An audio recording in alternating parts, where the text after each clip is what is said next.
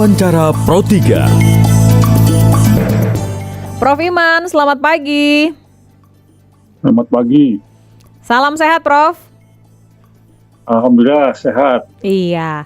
Prof, pagi-pagi kita ingin tahu nih, karena katanya penerapan kan 1 Juli 2026. Nah, pengujian berkala secara dampak, secara sistem atau mekanik kendaraan, ini nantinya akan seperti apa sih dengan diterapkan secara mandatori B50? Baik. Ya, pemerintah melalui ESDM sudah melakukan uji yang dilakukan oleh LMIGAS. Nah, sampai saat ini hasilnya kalau speknya sesuai dengan yang ada gitu ya, tidak terlihat sesuatu yang menjadi masalah gitu ya. Jadi syaratnya ya speknya harus sesuai dengan yang dilakukan waktu pengujian gitu ya. Begitu. Jadi ya panjang jalan saat ini tidak ada masalah besar gitu ya. Meskipun kabarnya kan ini punya sifat kimiawi yang katanya lebih cepat menyala di dalam ruang bakar. Ya kalau bahasa mesinnya gitu itu bilangan setana, kalau bensin Ya, bilangan setana oktana numbernya ya. jadi tinggi begitu ya, timing injectionnya jadi bisa jadi menyesuaikan atau bisa jadi tidak, atau dayanya juga turun. Nah, ini mungkin juga saya kurang mengerti jelas nih, tapi mungkin boleh dijelaskan nih, Prof. Apa kira-kira dampaknya bagi kendaraan diesel, terutama yang usianya sudah cukup tua begitu, saya boleh bilang? Ya itu sama halnya dengan oktana ya. Jadi oktana tuh justru jadi kalau bensin tuh kebalikannya dari diesel. Kalau angka oktana tuh susah nyala, makin baik gitu, angka oktananya makin tinggi. Ya. Nah kalau diesel makin tinggi angka setananya, makin mudah nyala dia. Jadi makin cepat nyalanya. Karena kalau diesel kan nyala sendiri gitu ya. Jadi memang diharapkan yang baik itu yang nyalanya cepat gitu, supaya tidak terlalu nunggu lama dia nyala gitu. Dan nggak apa-apa itu sebenarnya? Ya tidak apa-apa, karena masih dalam range yang memenuhi syarat gitu ya. Jadi tidak apa-apa dan malah lebih bagus gitu ya. Nanti lebih halus suaranya dan seterusnya gitu. Efeknya juga lebih bagus, emisinya lebih rendah gitu ya, harusnya ya. Begitu. Jadi tidak ada pengaruh yang signifikan lah gitu ya. Karena sudah diuji juga begitu ya. Justru itu baik sekali untuk mobil-mobil diesel yang baru-baru itu ya. Karena yang baru-baru dia minta seperti mobil bensin juga oktana tinggi, ini setana tinggi ya, kayak yang mobil-mobil diesel yang mahal-mahal itu butuhnya angka setana yang tinggi gitu. Oke. Jadi pembakarannya lebih awal, lebih cepat, dan dia akan lebih responsif begitu ya? Ya bisa dikatakan begitu juga gitu ya. Oke. Nah, dengan kondisi seperti ini, ada tidak sih hal-hal yang akhirnya membuat efek seperti, nantinya ganti filter solarnya akan jadi lebih sering, ataupun ada part-part di kendaraan yang juga harus kemudian dipikirkan, karena kan tidak hanya kepada kendaraan mobil-mobil diesel saja, tapi diharapkan ini bisa menjadi ke kapal-kapal, kemudian juga ke berbagai moda transportasi lainnya yang bisa memanfaatkan B50, Prof. Baik, ya di dunia tuh pasti ada baik ada buruknya ya. Baiknya salah satunya tadi angka setananya tinggi. Buruk dalam arti untuk bahan bakar itu tuh karena dia mengandung oksigen ya. Jadi kalau bahan bakar biasa tuh hidrokarbon, jadi ada atom karbon, hidrogen yang berenteng begitu ya. Kalau belajar kimia dulu. Nah itu tidak ada lain selain hidrokarbon gitu. Ya. Nah kalau bahan bakar ini itu kan bahan bakar yang disebut biodiesel itu ada oksigennya di ujungnya, oksigen gitu ya. Nah itu ada dua mata padang gitu ya. Bisa baik, bisa tidak baik gitu. Nah tidak baiknya itu ada oksigen itu membuat dia mudah teroksidasi. Jadi dia itu kan sama dengan minyak goreng gitu ya. Jadi dia mudah teroksidasi menjadi tengik gitu ya, istilah ibu-ibu ya. Jadi berubah sifatnya gitu. Nah, kalau untuk bahan bakar berubah sifatnya berarti dia tidak sesuai dengan standar yang semula yang harus dipenuhi oleh suatu motor diesel gitu ya. Nah, itu yang negatifnya. Yang ya betul negatifnya. Positifnya dari segi lingkungan yang saya katakan bahwa kalau bahan bakar fosil itu tumpah di laut, tumpah di mana itu kan lama terurai menjadi kembali ke alam. Nah, ini kalau biodiesel itu kan tadi mudah teroksidasi, dia mudah sekali menjadi kembali ke alam, jadi tidak merusak lingkungan. Jadi itu. Nah, itu tergantung kita melihatnya dari sudut mana, dari lingkungan atau dari bahan bakar gitu. Oke. Nah, itu yang membuat nanti filternya mampet gitu, karena berubah sifatnya atau macam-macam lah, banyak lah Ya, efeknya ya. gitu ya. Nah, apa yang boleh diketahui oleh awam, Prof, dari sisi misalnya langkah-langkah konkret perawatannya? Karena ini nanti kan resmi nih diterapkan B50 di 1 Juli. Oke, jadi yang mesti diperhatikan itu adalah apakah kondisi bahan bakarnya masih sesuai dengan spek. Nah, itu kan tidak mudah ya, Ya. karena orang kan tahunya pakai gitu ya. Nah, itu mudahnya gini, jadi jangan disimpan terlalu lama, karena kalau disimpan terlalu lama dia banyak berkontak dengan udara. Jadi bisa teroksidasi, tadi bisa berubah. Kemudian sifat yang lainnya lagi yang belum saya sebutkan, dia higroskopik, jadi menarik air, mudah menarik. Jadi dia mudah mengambil air dari lingkungan, termasuk dari udara gitu ya. Nah, itu jadi kalau disimpan terlalu lama, itu ya tadi jadi kontak dengan udaranya lama gitu ya. Kemudian jadi oksidasi gitu ya. Jadi pastikan jangan lama-lama nyimpannya begitu. Ya Oh, mungkin 3 bulan masih tidak masalah gitu ya. Nah, kalau udah lama itu jadi berubah sifatnya gitu ya. Oke, oke. Karena tadi Yang ya tadinya menyerap ada air dari udara itu ya bisa membuat apa? Kemudian nantinya akan jadi kerak, jadi berbentuk apa seperti gel atau lumpur begitu ya, Prof ya?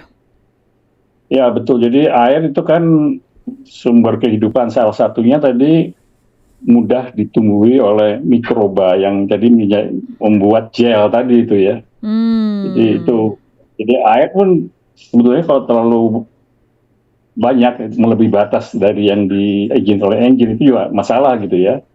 Jadi ya harus dikurangi sesuai dengan standar yang sudah diberlakukan nanti oleh pemerintah gitu. Oke. Karena yang diuji tadi itu ya sesuai spek gitu, itu tidak masalah gitu. Nah, masalahnya itu waktu masuk ke mesin di mana, di customer gitu, entah di mana ya, di Sulawesi atau di Papua, itu kan luar biasa perjalanannya kan, berkontak dengan udara dan Ya, ya, lain-lain. Nah, ya. itu masalahnya itu Artinya juga. dia bisa apa? Menyumbat sistem injeksinya di bahan bakar tersebut begitu ya, Prof ya? Pertama pasti kan itu dia harus melewati penyaring dulu, filter tadi gitu ya.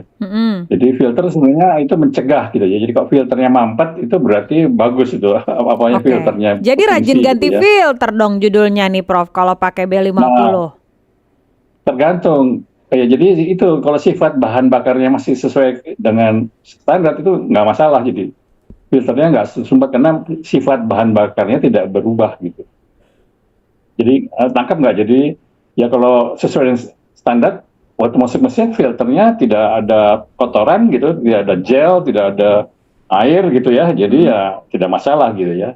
Oke. Jadi waktu pengujian filternya pun tidak masalah, jadi sesuai standar pun masih tidak terjadi sumbatan gitu. Jadi malah lebih dari yang yang dianjurkan oleh produsen otomotifnya gitu ya, kalau untuk mobil gitu ya. Jadi hasilnya ya masalah kalau sesuai dengan standar. Nah, masalahnya apakah bisa menjaga sesuai standar, itu masalahnya. Jadi masalah handling, masalah angkutan dan seterusnya. Jadi kalau masalah bahan bakarnya sendiri, kalau menurut sesuai standar itu tidak masalah gitu. Kuncinya di situ. Ya. Nah, kalau berkaitan dengan masalah supply, handling dan sebagainya, ini kan di ranahnya di ranah Pertamina ya, untuk bisa membuat distribusinya secara merata di seluruh Indonesia. Kira-kira dari catatan Prof sendiri, seperti apa sih kekurangan di masing-masing daerah? Kita tahu bahwa Indonesia ini punya kendala letak geografis yang berbeda dengan tingkat kesulitan menjangkau masing-masing juga berbeda. Ya, itu pertama kali setiap kita menaikkan, bukan kita ya, pemerintah menaikkan jumlah presentasi biodiesel, itu secara teknis, komisi teknis itu berusaha juga menaikkan kualitas bahan bakarnya. Salah satunya adalah kadar airnya gitu, diturunkan gitu ya. Nah, jadi itu salah satu usahanya, supaya ya airnya tidak terlalu banyak gitu waktu sudah jadi bahan bakar gitu ya. Jadi nanti waktu ditransportasi kalau bertambah pun diharapkan tidak melebihi standar. Kemudian waktu transportasi pun banyak usaha-usaha yang dilakukan ya, misalnya dibagi ke daerah-daerah yang jauh itu didekati dengan yang tempat distribusi Pertamina yang paling dekat gitu ya. Atau sekarang ada teknologi, jadi itu tadi kan udara itu kan salah satu penyebab penambah air dan juga teroksidasi gitu ya. Nah itu kalau dikirim dengan tanker atau tangki itu biasanya kan pasti ada daerah atau volume yang tidak terisi dengan bahan bakar atau bisa istilahnya dead space gitu ya. Nah itu bukan udara, itu disuntik dengan nitrogen. Istilahnya nitrogen blanket. Jadi nitrogen itu kan gas inert, itu bahasa teknisnya, gas yang tidak bereaksi.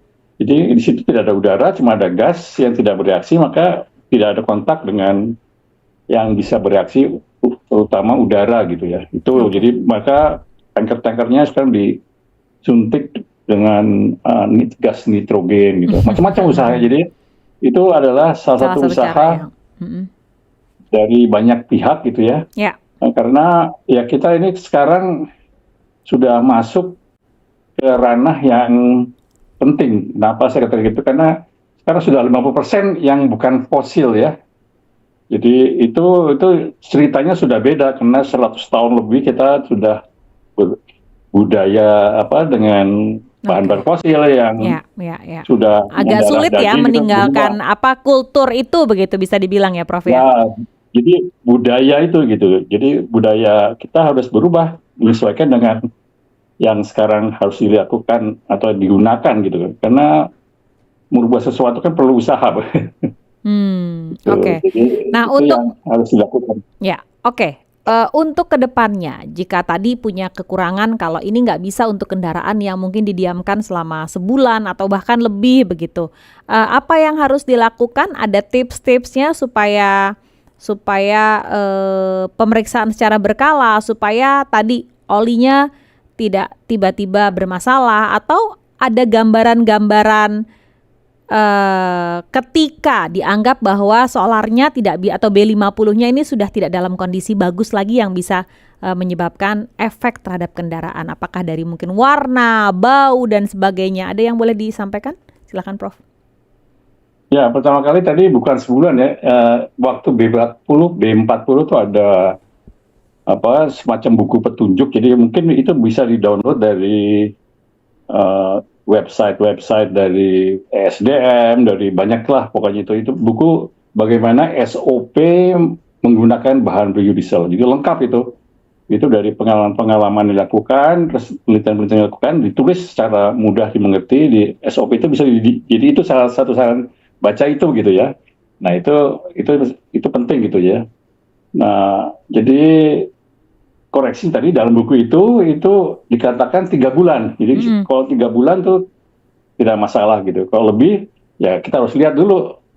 Kalau di perusahaan-perusahaan yang besar itu biasanya lebih lama 3 bulan tuh, umumnya perusahaan mining atau perusahaan perkebunan itu mereka karena menyimpan lama karena jauh remote area ya. Nah itu mereka tes tiap waktu tertentu untuk melihat kondisinya masih sesuai nggak gitu ya.